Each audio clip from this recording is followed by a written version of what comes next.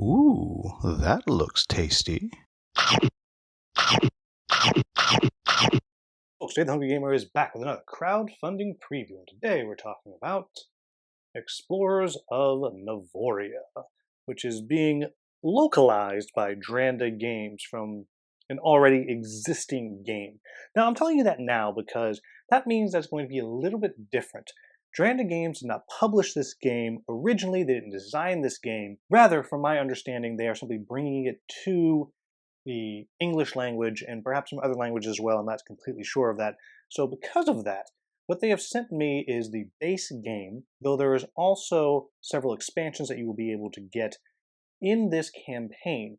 And in those expansions, that's where you'll find the solo mode and a bit of a campaign style mode, and there'll be some other deluxe goodies you're going to be able to get. But this video is solely based on the core basic gameplay and what that's all about. Now, before I get started, please make sure you turn on your Klingon subtitles, because if there are any mistakes in the rules overview, that's where you'll find the corrections. Additionally, I need to point out that this is an advanced copy. I believe this is what you will be getting with the core game. I'm not sure, it might be a little bit different, but there may be changes to components and mechanics down the road. And in the Klingon subtitles is where you will find those changes should they come up. Now, what this game is this is a game where you are going to be exploring the world and building up outposts as you are kind of moving through 3 rounds of this game. And so as you're exploring through, you're going to be drafting these cards to kind of build up your own tableau, which is going to give you income and soldiers that are going to help you fight and battle and protect your outposts and so on and so on. For the most part, this is going to be a game about drafting, tableau building, and contract fulfillment. Now, if you are not interested in how this game is played, so we'll jump ahead to my final thoughts, and you want to go to the timestamp on the screen right now. For those of us still here, let's talk briefly about how this game is going to be played. So you're going to play this game over the course of 3 rounds, and each round is going to consist of the following phases. You're going to have the recruit round, in which what's going to happen is you're going to go into this bag here, and either you're going to draw 2 discs out on your turn, and then place 1 in the middle, and then the other on the deck of cards here, which will allow you to draft one of these cards. And I'll talk briefly about these cards in a little bit. And then the second one goes into the middle. Subsequent players will have the choice of either picking one from the middle and then drafting, or perhaps they don't want that, they can also go into the bag and draw 2 and pick one and draft the one that they want, which again would come from there. And depending on whether you're playing in a 2, 3, or 4 player game, each recruit phase is going to end after a certain number of cards are drafted, be that 3 or 4. So on some of the cards, you'll see that there is a division, like right here. What this is telling you is you immediately is going to get what's here on the left. In this case, you'll get to travel 2 spaces on the forest region, which is the region down the bottom of the board. So I would be able to move my explorer 1, 2 spaces down here. And that matters because at the end of each round, you're going to score points based on who's gone farther on those explorer tracks. Whereas for this one here, you would immediately score a point.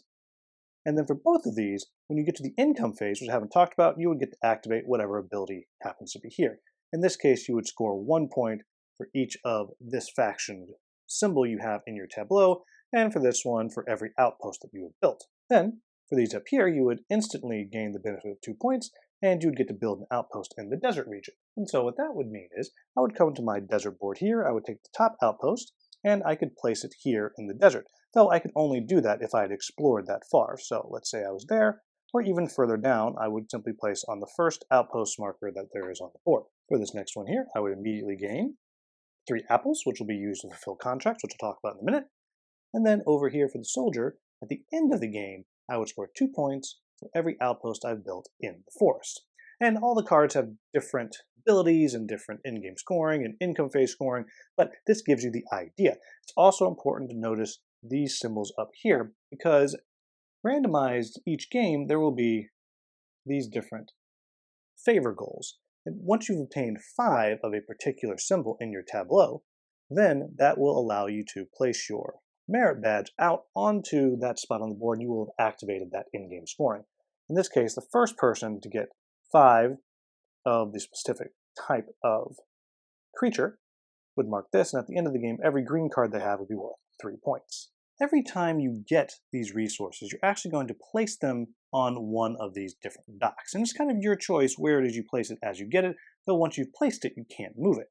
And what's going to happen is, every single time you fill one up, you will have completed the contract.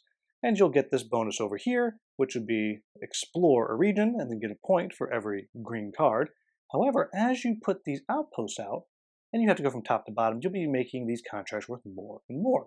So if I've done all of this, I can move in the forest, I'd score 2 points for every green, and I would get another 4 points for every contract, thus making contracts in the forest particularly lucrative. Then once that phase is done, you're going to move into the return phase. And what's going to happen is, in reverse player order, you're going to pick one of these discs from off the card stack and place it onto the position out here with the bonus that you want.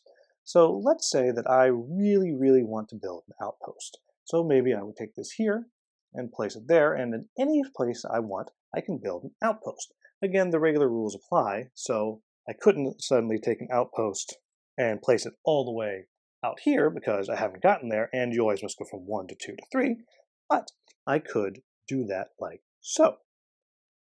The next player goes, and maybe they're just going to come here, and they're going to simply take 2 apples and then a sword, and so on and so on. You're simply going to do that, placing things out until all of these have been placed, and everyone has what it is that they want. Then once that's done, you go into the income phase, and as I mentioned earlier, all the cards that have this little circled C, you would get that bonus, in this case 1 point, for every flag your explorer has gotten to. And in addition to that, you'll get points based on who's gone the farthest on each of these exploration tracks as well. Then you move into the maintenance phase. When all of these cards get discarded, you get new ones. Obviously, many of them would already be gone. You would come and return all of these tokens back into the bag. Then you're going to return your explorers back to where they started, or back to wherever their furthest along outpost is, thus giving you a little bit of an advantage in later turns. And that's pretty much it. You're going to do that 3 times. Then in addition to that, you'll score any cards that have this clock symbol and all of your favors that you have qualified for. And whoever has the most points will be the winner. And that's pretty much how this game works. So what do I like about this game? First, as probably a surprise to nobody, I really love the aesthetic of it. It feels a little bit like Leader Games and Root and that the style of that artist there. And I want to say his name was Kyle Farron maybe, but I can't remember. And I should probably look it up. And if the name's wrong, it'll be across the bottom of the screen. But it has that vibe to it. This one feels a little bit cuter to me, a little bit softer. I don't know if that's accurate. That's just kind of how it feels to me. But I love the way it looks. I love the color of the board. I love the color of everything. I love the meeples. And just, it looks so good. It is right up my alley, the type of game that I like to look at and see. So I love all of that. Next thing that I really like is I like that it's fast and simple. I definitely like that. I'm always here for a game that plays about 20 minutes per person. I think it's probably about accurate with what it says on the box. And I'm always here for something like that, that you can kind of get out quickly and then put away. And along with it, there is a good bit of heft to it. You really got to think about what's going on. You really have to make hard choices. And I think all of that really works in what is a fast game. Next thing I'll say is, one of my favorite Euro mechanics is tableau building. I've always really appreciated that, finding ways to make things connect to other things and kind of trigger off of each other. And this does that. That's mostly what you're doing, is trying to figure out how to build this tableau. And I certainly appreciate that. But to go with it, it also has drafting. And I tend to like drafting games as well. It's kind of, drafting probably the mechanic that I think about the least, that I like the most, if that makes sense. I always love drafting games, and I never really think about it. But this one does something that I really like, and which is you're starting out when you're doing your drafting, but even for your drafting, you have a very hard choice to make. Do you want to pull from the bag and then have a choice of 2, or do you just want to take a sure thing of something that's already out there? I think that's very, very interesting and very, very clever.